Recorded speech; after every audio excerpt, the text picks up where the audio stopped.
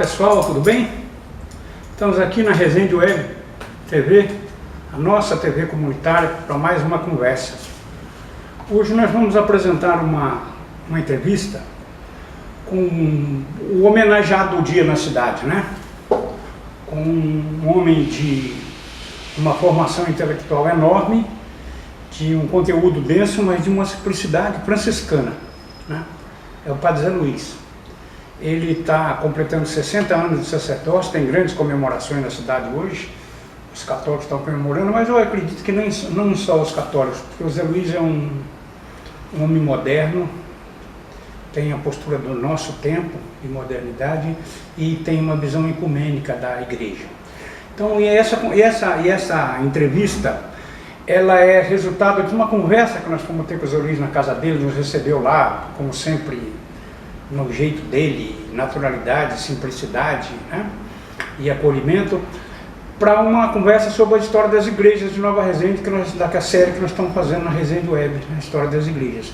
E aí, boa conversa, muito bom de prosa, é um aprendizado constante conversar com o Zé Luiz, e nós estamos aproveitando o dia e fizemos uma reedição dessa entrevista, e estamos apresentando para todos, para a gente poder pensar um pouco sobre as coisas que ele diz nesse dia tão importante. Então, é diferente, quer dizer, as comemorações estão em Nova Resende, eu estou na minha casa em São Paulo, mas reeditamos aí, com a ajuda do Matheus, e a gente está fazendo para apresentar para vocês. Vamos, então, bater um papo com o Zé Luiz, começando por saber quando ele chegou aqui. O dia que ele chegou já foi marcado de particularidades, né?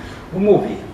1970. Olha, que ponto de vista. Eu gostei de vir para cá pelo desafio, que diziam que era uma paróquia cheia de problemas, etc. E realmente tinha, né? O meu antecessor, mas eu vim, vamos enfrentar, né? E meu antecessor, Padre Alfredo tinha dificuldade muito grande com o povo aí. Teve muito. Mais de uma vez eu era vigário-geral do bispo, eu vim aqui botar água benta, né, com os desentendimentos dele aí com o grupo, com pessoas assim. Mas eu vim, e agora, por outro lado, tinha algumas irmãs que estavam aqui já ajudando o Padre Alfredo, poderia levar a coisa para frente, e eu vim com toda... Agora, uma coisa que para muitos era negativo é que a fama da paróquia de ser muito secularizada. O pessoal não ligava muito por religião, não. Sim. Inclusive, aquelas associações religiosas antigas, quando eu cheguei, já não tinha mais nada. Sagrado Coração de Jesus? Congregação Mariana, essas coisas. Para mim, um alívio. Isso, filha de Maria, né? Filha de Maria. Envelhecia muito a igreja, né? Como é? Envelhecia muito a igreja, aquela concepção, né? Ah, sim.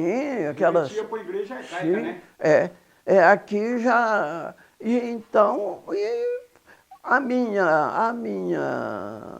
o meu pensamento, meu objetivo, que eu achava, por todas as razões, era de fazer com que o povo fosse sujeito, que o povo tomasse a frente. Não objeto. Não objeto. Que o povo tomasse... Não objeto direto ou indireto. Não. O povo fosse sujeito. E para isso, eu me vali muito do fato de eu ter outros compromissos. Lá com a diocese, era coordenador de pastoral, vigário-geral, etc. Então, ficavam as irmãs aqui, eu vinha só ao final de semana. Sim. Elas atingiam a gente, e a gente foi procurando. A irmã Jura até fazia uma comparação de um ônibus no ponto lá, vamos dizer Belo Horizonte, que eu me lembro, na Avenida Paraná. Chega um ônibus, entra 3 horas da tarde. Chega um ônibus, entra 2, 3 pessoas, vai embora. Chega outro, entra mais um punhadinho de gente, vai embora. De repente, chega um povo todo invade. Era material que a gente tentava preparar para o grupo de reflexão, para fazer as pessoas se reunir em torno da Bíblia, em torno da palavra de Deus, e a partir daí assumir a igreja, etc., né, e tudo. Zé Luiz, depois dessa chegada conturbada, né, bastante interessante, chororôs e outras coisitas mais, você já começou a trabalhar, né? Já começou a distribuir tarefa, a convocar o conselho para trabalhar imediatamente, né? Logo no dia que você chegou, foi isso? No dia que eu cheguei, já propus, eu cheguei de uma maneira muito engraçada, inclusive.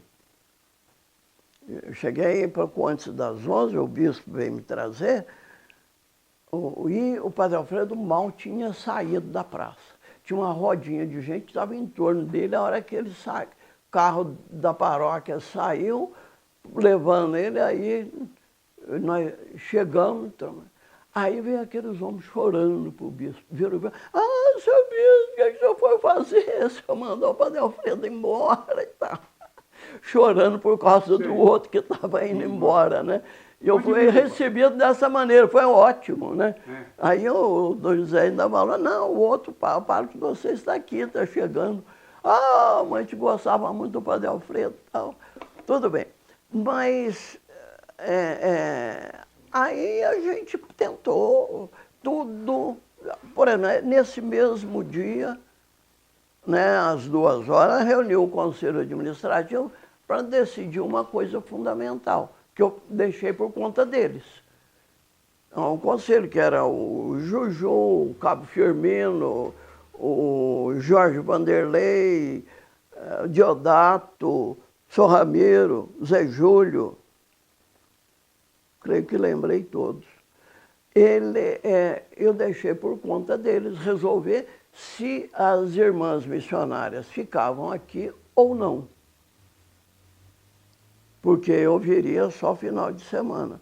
Aí eles resolveram, né? Aí a decisão deles, discutiram, eu nem participei da reunião. E como é que foi o primeiro encontro com os fiéis, a primeira conversa lá na igreja, no altar? Como foi?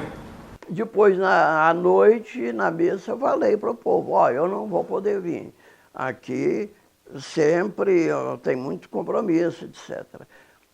E depois outra coisa, eu não sabia guiar, não tinha o carro da paróquia, ficou aí, ficava fazendo serviço aí de atender doente, levar doente para cá, para lá, etc. E eles iam me buscar no sábado. Pode dizer, Luiz, coerência e clareza, né? Isso é a marca que ele já deixou naquele primeiro dia e hoje, 50 anos depois, 49 anos depois, a gente pode confirmar a coerência dele, né? Essa prática dele de deliberar, de delegar, ele manteve até enquanto esteve à frente da paróquia, né?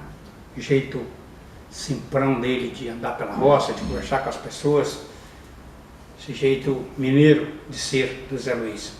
Por exemplo, questão de um enterro, de uma coisa, se forem me buscar lá, o pessoal vai ver coisa, ou então não vem para um, não vem para todos. Não vem para um, não vem para todos. Não, como é que é? Não vem para todos, não vem para um, né? Então não vem para todos. Porque senão ou tinha que vir. Mas aí é conversado com o povo.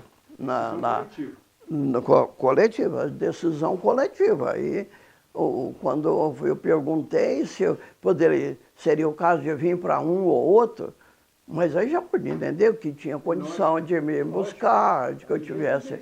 aí ficaria aquele negócio de privilégio. Aí falaram que não, então é isso mesmo. Acho, Zé Luiz, que nem estivesse combinado seria tão do teu jeito, né?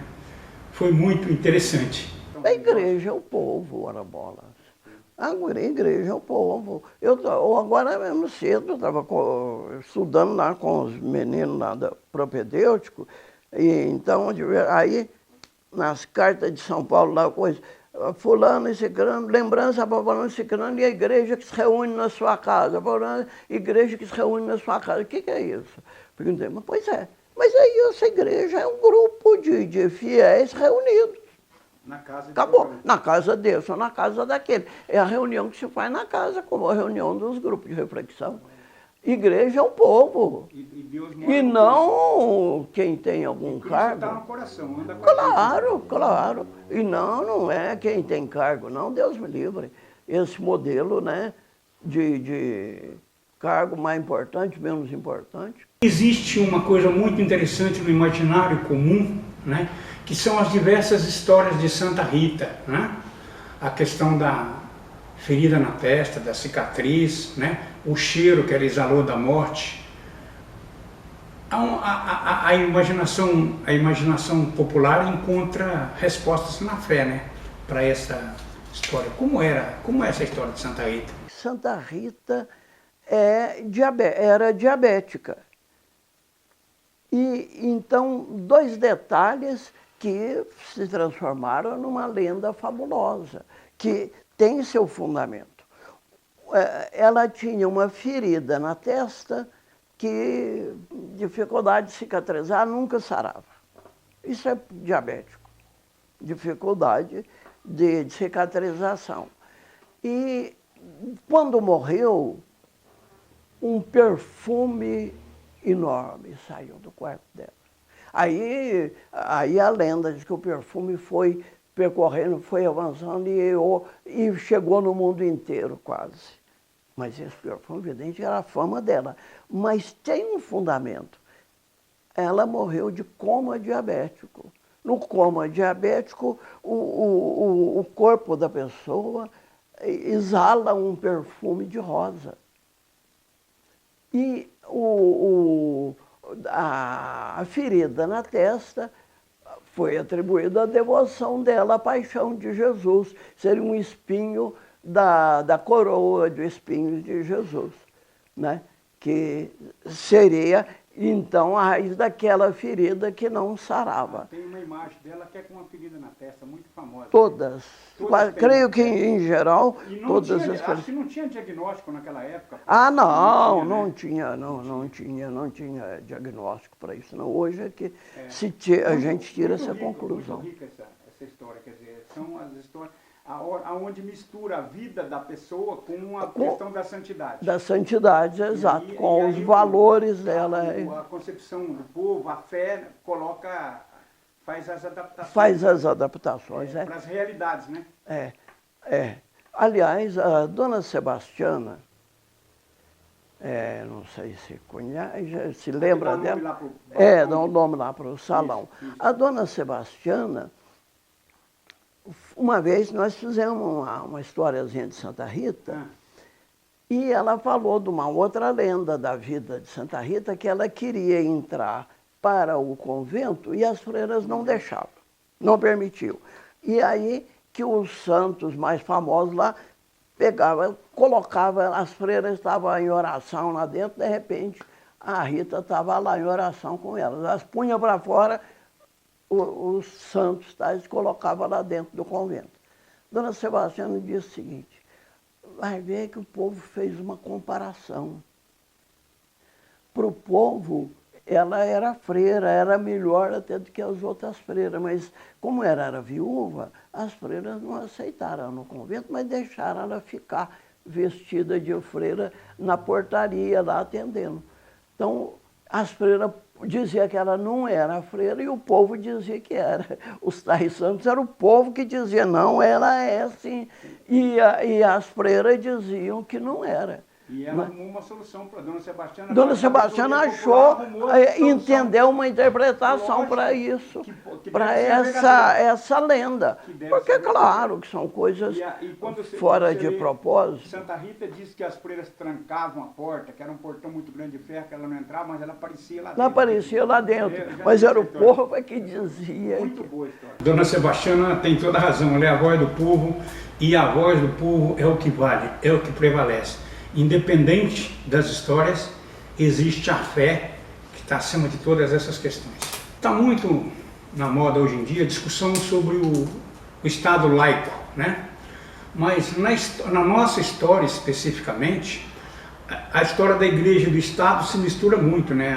As origens das cidades brasileiras, na maioria, nasceram de igrejas. O que há aí é a questão do padroado. O que é isso?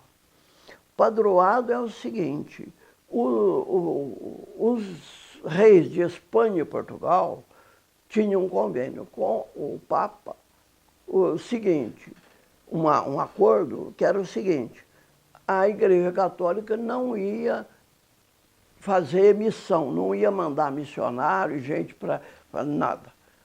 O poder civil levava, como diz o Luiz de Camões, né, o Luiz Caolho, levava a fé e o império.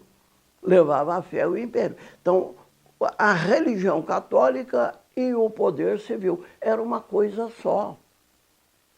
Então, a coisa ia junto. Agora, por uma questão, digamos, de imposição, não, identidade plena da sociedade e igreja, né? O padre era funcionário do Estado. Eu me lembro de ver no livro do Tombo aqui umas anotações do padre lá da época da proclamação da República, que passou a entrar até então casamento civil, registro civil, essa coisa, e o padre deixou de ser sustentado pelo governo, e então aquilo eles estavam apavorados com a mudança, né? Estavam apavorados com a mudança. Subsistir seu Estado. Pois é, agora, né, como nós vamos tinha fazer? que ser. Aí como é que vamos fazer? Até hoje existe isso, as instituições vivem penduradas no Estado, ninguém cria. A tendência é de ficar pendurado no Estado. Agora a igreja era aquilo oficial. O Estado não era laico. Não, pelo contrário, o Estado era católico. Católico. Inclusive, a tentativa de escravizar os índios, um índio que aceitava o batismo, aceitava a escravidão, uma coisa mais absurda, né? Na teologia, o batismo é libertar, mas para os índios era aceitar a escravidão. Os negros, pois os índios não conseguiram escravizar suficiente, né, para deixar os portugueses sozinhos à toa, foram buscar na África, né? Aí eram batizados antes de desembarcar, porque não podia entrar, quem não fosse batizado nem podia entrar no Brasil. A abertura para a entrada de religiões evangélicas foi muito depois. Candomblé, Umbanda, etc., é a mistura dos santos da Igreja Católica, digamos, do folclore religioso católico com as tradições que eles tinham, as entidades das suas religiões na África. E aí eles eram obrigados a ir na capela, rezar. Então, aquele santo lá vai ser o nosso orixá tal ou qual. Como a gente disse, essa história é muito complicada mesmo. Essa expressão do grande poeta português, nosso Patrício, Luiz de Camões, é interessante.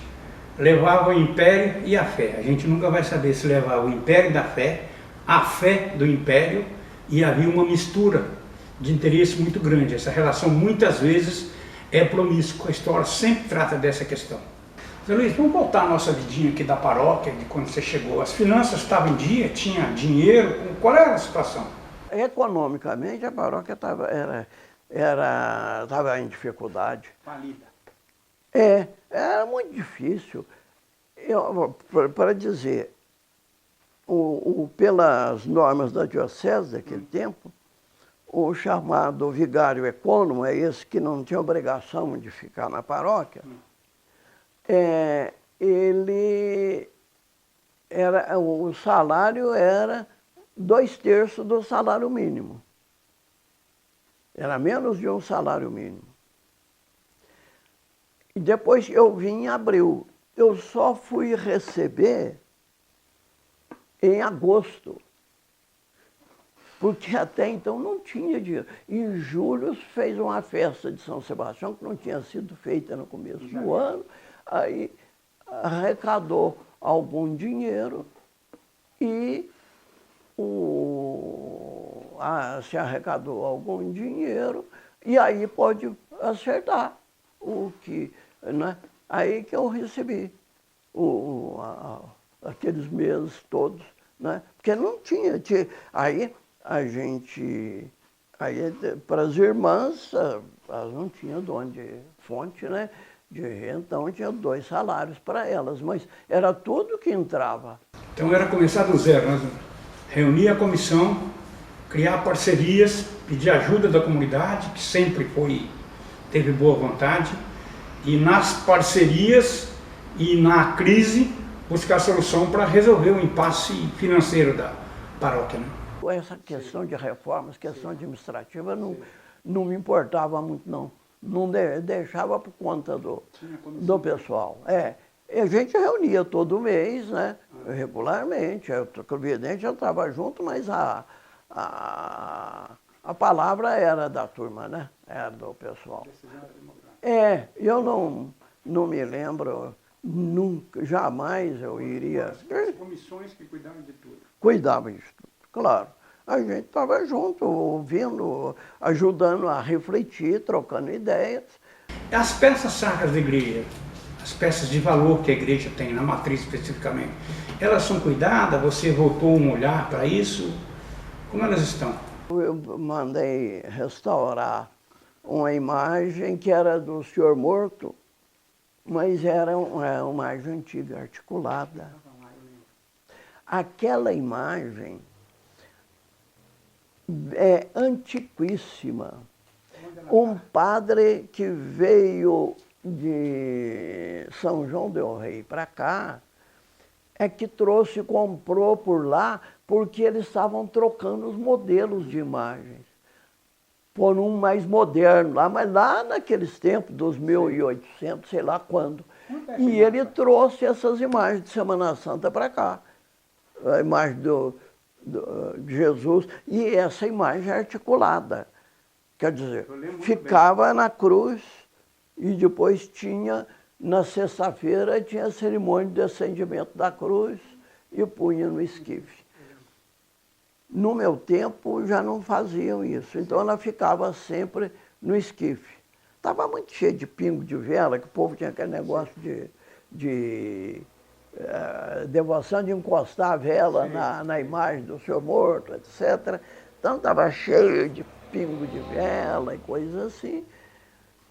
E o rapaz que restaurou, para mim, restaurou assim, amadoristicamente. Depois, acho que o Gilvair mandou para lá aquela região lá de São João del Rei, que por lá é pessoal mais especializado, fazer uma restauração mais perfeita.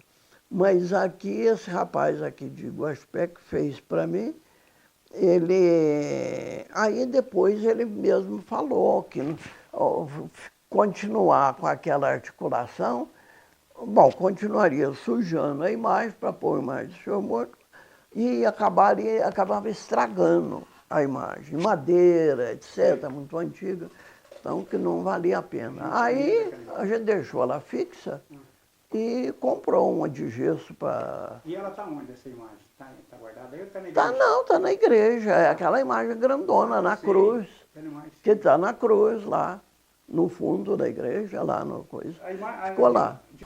Zé Luiz, por falar em fundo da igreja, você também fez várias reformas na igreja, além da reforma especificamente de levar a igreja para todas as partes, fazer como diria o Milton Nascimento, indo aonde o povo está. Você fez uma reforma estrutural, mexeu na igreja. E teve uma que foi polêmica, né? Que envolveu a mudança completa, né? Que teve o famoso altar de pedras polêmico lá, que deu muito o que falar, né? E depois também a mais importante, que foi a mudança mesmo, retirar as colunas, dar mais amplitude, mais conforto para os fiéis na igreja. Foi uma operação sossegada, todo mundo topou, foi fácil, como foi isso? Não, essa última foi, não, essa última inclusive, fui atrás, aí discutimos com eles, né? O pessoal topou enfrentar, tirar aquelas colunas. Eu vi primeiro a Marília arquiteta, era de Gospé, ela olhou e tal, o Betinho, engenheiro também, aí eles viram, etc., viram que não haveria problema de tirar aquelas colunas. Tinha que fazer alguma coisinha ou outra ali para reforçar, né, a estrutura para o telhado e tal, mas não seria possível tirar assim as colunas. E aí o pessoal topou, então vamos fazer, né? O pessoal topou. De início eu estava, aí é a questão mais de, digamos assim, de arte sacra. Acho que tem importância. Eu com a Marília, a ideia mais da Marília era minha também, mas a Marília ficou mais detalhes. Era fazer o altar no centro, que ela viu que a estrutura da igreja é o formato de uma cruz. Então, seria interessante o altar no centro, o povo ficar em volta, né? E o outro detalhe que seria o altar feito de 12 pedras brutas. A gente chegou a fazer no centro ali. Mas realmente estava muito feio, né? E precisava aquelas pedras, precisava ainda lavar, limpar bem, mas para ficar a pedra bruta mesmo, né? E 12, para lembrar as 12 tribos de Israel, aquele negócio todo. Mas aí, depois aí eu entreguei a paróquia e eles resolveram do outro jeito. Ficou muito bom, muito bonito. Aí eu ouvia o arquiteto, né? Também especialista em arte sacra. Especialista em arte sacra. O Mário Gonçalves, o pai da Marília, desenhou o sacrário, era redondo, ficou na parede atrás do altar. E tudo bem, e pusemos o Cristo na cruz ali e tal. Depois, aí não tinha bem, não era bem uma capela do Santíssimo. Agora, nessa reforma última, já depois que a gente tirou a coisa da igreja, as colunas, e aí tiveram a ideia e eu achei que foi ótima. Não, acho que já estava mais ou menos previsto também. Mas aí ficou a antiga capela, onde era o antigo altar. Sim. Do templo do Padre Caio. Sim. Que antes dele era aquele altar de madeira e cheio de coisa e tal. No tempo dele, ele fez um altar de mármore, bonitinho, jantadinho e tal. Aquilo ali, o povo tinha uma veneração grande por ele, inclusive por causa do Caio, né? E então, eles colocaram lá atrás. Aí ficou bem, ficou muito bem. Fica atrás, mas escondido, é um outro ambiente. No final, todo mundo ficou muito contente, todo mundo ficou feliz e ficou muito bom mesmo. A igreja parece que ficou maior, deu mais amplitude, tem mais espaço, mais conforto. Mas depois de várias demandas e enfrentamentos, que é natural da vida, chegou uma hora que teve que parar, né? Quando você parou? Quando você percebeu que era hora de parar? Foi 2010, né? 2010. Terei os 75. Código de Direito Canônico aconselha vivamente a gente pedir a renunciar ao cargo. Que nem ministro do Supremo, 75. Porém, muitos não isso aí tem que ser, né? Mas a gente, não é aconselhado vivamente. E muitos colegas não ficavam, já não está aguentando nada, está se arrastando, não entrega, tá louco. Falei, eu vou completar. Parou. Parou em termos. Continua estudando, continua dando aula, lê sem parar, lê muito, pesquisa, E ainda faz uma coisa que ele gosta muito, né? Ele continua trabalhando na comunidade. Ele celebra lá na Igreja Santo Reis, na Vilinha, todo sábado, 19 horas, Zé Luiz está lá celebrando e fazendo a sua pregação de sempre. Padre Zé Luiz, tem uma coisa que é muito valiosa para a gente aqui. Eu tenho uma preocupação com essa questão, que é a desconstrução do patrimônio arquitetônico na nossa história, na história de Nova Resende, que aconteceu. É claro que a igreja de Santa Rita, que tinha no centro da praça, a primeira igreja, foi destruída, não tinha uma consciência de preservação. Ela estava no meio da praça, a visão de que o progresso, né, muita gente deve ter achado que ela ficava feia ali, mas foi derrubada, não existe mais. Uma outra igreja que tinha ali atrás do fórum, Igreja Senhor dos Passos, ali onde hoje, na praça que é o fórum ali em cima, precisamente acho que onde é o Clube da Terceira Idade hoje, Senhor dos Passos também desapareceu. Eu lembro muito pouco dessa igreja, eu lembro de depois ver pedaços dela caírem em alguns lugares, colocados na casa de pessoas, algumas coisas dela, mas não lembro da igreja. E uma outra igrejinha que também desapareceu, que acabou, foi a igreja de Nossa Senhora Aparecida, que tinha naquela pracinha lá embaixo, ali na pracinha do Joaquim Murim, aquela pracinha que a gente chama de a igreja de Nossa Senhora Aparecida também acabou. Depois foi construída uma nova, mais recente, né?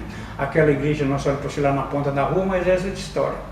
Agora, a igreja, que a perda talvez seja a mais dolorida, a mais sentida, a mais lamentada, é a igreja do Rosário. A igreja do Rosário era uma coisa linda. A mim, pessoalmente, que vivia no Largo do Rosário, eu sou menino lá de cima, né? Eu morava lá em cima, lá na Jaime Gomes, lá em cima, então eu vivia no Largo do Rosário, vivia na igreja do Rosário. Igreja bonita, linda, né? Entrava lá, né? As mulheres à tarde sentadas naquela porta da igreja, conversando nas pedras, quer dizer, eu tenho uma memória afetiva com a igreja do Rosário muito grande.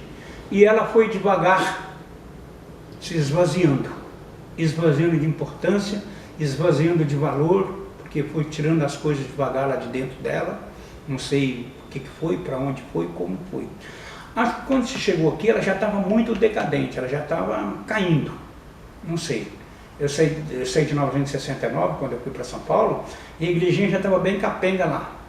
Agora, quando você chegou aqui, você chegou a conhecer a igreja do Rosário, aquela situação dela, aquela história é uma história estranha, né? Aquela coisa da igreja do Rosário. Como foi isso? A igreja do Rosário era o seguinte, quando eu cheguei aqui, o Padre Alfredo tinha começado a reformar. Tinha tirado umas telhas, etc. E o pessoal... Não, porque o que aconteceu, o ponto de partida foi a construção do grupo... Grupo Luiz Moreno. Padre Luiz Moreno, o nome do Padre Cueto, mas ali em frente do local onde era a igreja. Ele tinha tentado fazer uma mudança e um pessoal aí, né? Não sei se você sabe quem, né? Eles mandaram uma reclamação lá para o Patrimônio Histórico de Belo Horizonte. E o Patrimônio Histórico me deu ordem para parar, não fazer mais nada. Não podia nem recolocar no lugar as telhas que tinham tirado. Tinha deixado do jeito que estava. Eu ia frequentemente a Belo Horizonte, eu era coordenador de pastoral, toda reunião de bispo eu estava lá em Belo Horizonte com o bispo. Outras vezes tinha reunião só nossa, dos coordenadores, então ia muito a Belo Horizonte. Então eu sempre ia no patrimônio, lá no Patrimônio Histórico, ali perto da Praça Raul Soares, falar e perguntar, mas o que...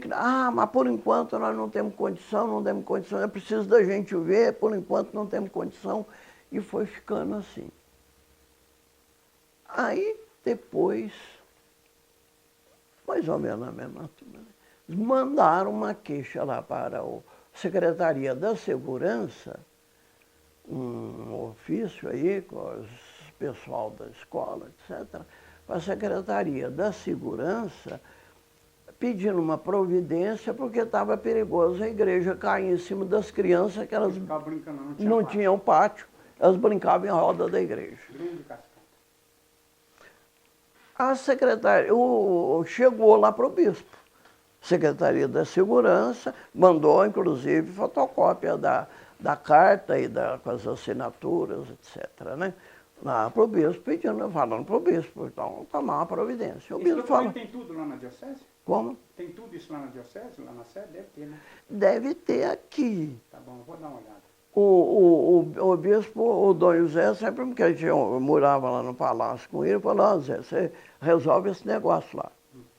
Aí eu reuni o conselho administrativo, como é que nós vamos fazer? De um lado, não pode mexer para reformar. Do outro lado, Pressão para derrubar. é para derrubar, para tomar uma providência, né? Para não ter perigo de cair. O Diodato falou com o Sergino, na outra semana fizemos uma reunião de novo. O Diodato falou com o Sergino, que o Diodato era prefeito até. Prefeito, por 2 anos. Foi prefeito 2 anos. Ele falou com o Sergino falou, olha, eu fico com medo de mim, porque o Sergino era cara habilidoso para essas coisas. Muito bom. O Sergino falou, ó, eu fico com medo de subir e cair. Fico com medo de trabalhar embaixo e cair em cima de mim. Como é que vamos fazer? Conversa. Vamos derrubar? Aí eu fazer o quê? Estava faltando uma semana para reinício das aulas. O Diodato falou, aí eu mando o trator de esteira lá com os cabos de aço, a gente amarra lá, puxa, e arrebentou o cabo de aço. E a pressão política enorme para derrubar, né? Ah, pois é, Pressão ué. política enorme, né? Não, pois é. Mas então foi isso. Mas foi a coisa mais difícil de derrubar, pois aqueles barrotes de madeira enorme, todo minhotado, aquela estrutura, mas não caía nunca. Ô Zé Luiz, e para onde foi esse material? Foi vendido? O que aconteceu? Vendemos muita coisa.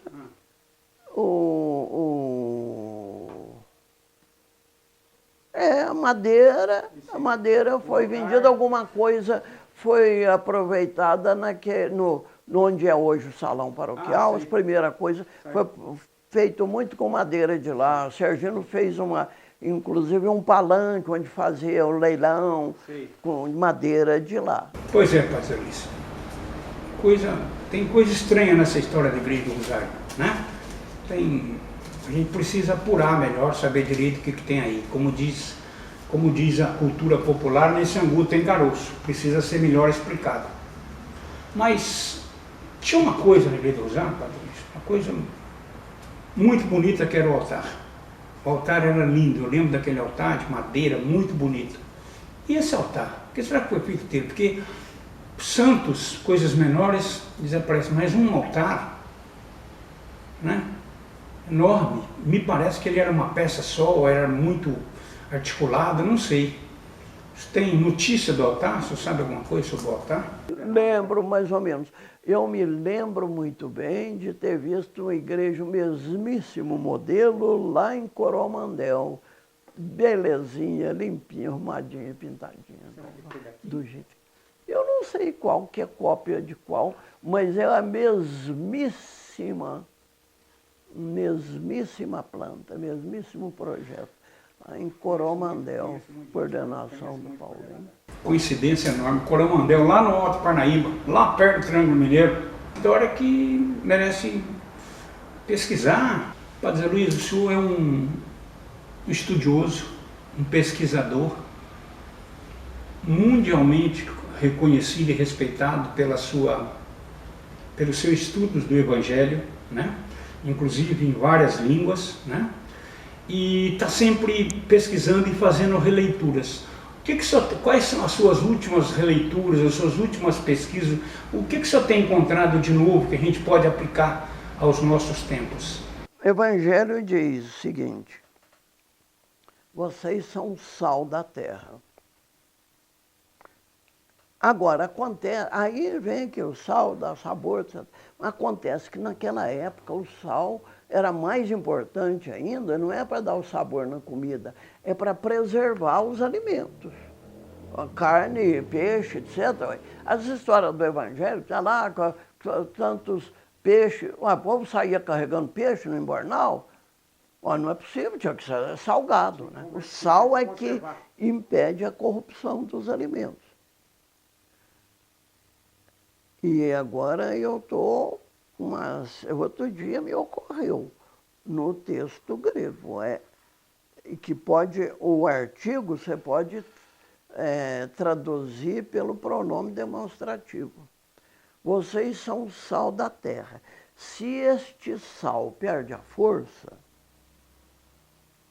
quer dizer, o que devia impedir a corrupção.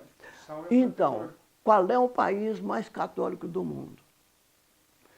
Brasil. Qual é o país campeão em corrupção no mundo? Se este sal perder a força, não serve para mais nada, a não ser para ser pesado pelas pessoas. Se este sal, se o sal, em vez de este sal, perder sua. O problema nosso nesse momento é o sal. É um sal que perdeu a capacidade de preservar, de livrar da desgraça o mundo, ora bolas. Meus amigos, grego, está lendo em grego, entendeu? É um privilégio uma comunidade como a gente conviver com uma pessoa como o Padre Zé Luiz, né? Poder desfrutar dessa sabedoria e dessa simplicidade, né? Simplicidade franciscano, natural, simples, um homem de vida comum, né? E sempre descobrindo coisas novas, nos ensinando o tempo inteiro, que são os bons ventos que têm soprado na Igreja Católica, né? O vento terceiro-mundista, o vento latino-americano, né? Papa, vento latino-americano, tem falado com muita coragem, com muita veemência sobre a igualdade social, a justiça, né? Falado sobre os pobres, sobre os povos que têm sofrido nesse mundo que anda turbulento e impaciente. Isso vem muito de encontro ao que você tem dito a vida inteira, né? Como eu falei da história da irmã Júlia, dizer que a comparação da ponto de ônibus 6 horas da tarde, né? Aí, quando apareceu um material para o pessoal, motivar o pessoal a fazer reuniões, e motivou mesmo, e o pessoal começou a fazer com gosto. A gente, então, todo mês fazia uma reunião geral. Era um espetáculo, saía cada coisa do Arco da Velha. Há pouco eu estava lembrando, o senhor Vitor Rodrigues falar uma vez que era preciso... aqui não tem mais jeito, esse mundo não tem mais jeito não. Precisa apertar o botão vermelho para explodir o mundo. Tinha os Estados Unidos e a Rússia tinha tanta bomba atômica que dava para destruir o mundo 40 vezes. Tinha um botãozinho vermelho lá que apertar, puf, um do outro já estava, coisa ia acabava. Mas então, era muito interessante. Uma vez por mês a gente reunia a turma. À medida que foi o pessoal amadurecendo, aí teve uma visita do outro bispo, já o Dom José Alberto, falando baixo, infeliz até no nome, e aí ele veio uma visita pastoral dele aqui, aí a gente combinou uma história do pessoal se apresentar para ele. Aí eu pedi para o pessoal, foi muito interessante aquilo. Foi uma primeira coisa assim do pessoal ter autonomia. Cada lugar que tinha um grupinho desses, um grupo de reflexão desses, escolher formar lá um conselho de comunidade, que ia ver o todo da comunidade, tal, tocava para frente, tal. E e depois para apresentar. E para o pessoal estudar, eu fiz um roteiro assim, do Creio em Deus Pai, cada frase um comentáriozinho, né? Meus Pai, Todo-Poderoso Deus, por que é Pai? Porque Criador do céu e da terra. Jesus Cristo, seu Filho, cada coisa um comentáriozinho. Para eles estudarem os diversos grupos, e aí, né, diante do bispo, ia falar qual do trechinho que achou mais interessante, mais importante, mexeu mais com a vida deles. E aí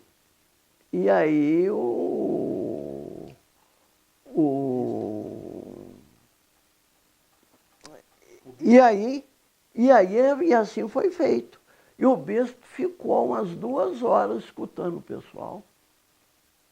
Foi muito bonito aquilo, foi muito bom. E aí o pessoal, cada lugar tem uma comunidade, eles fazem.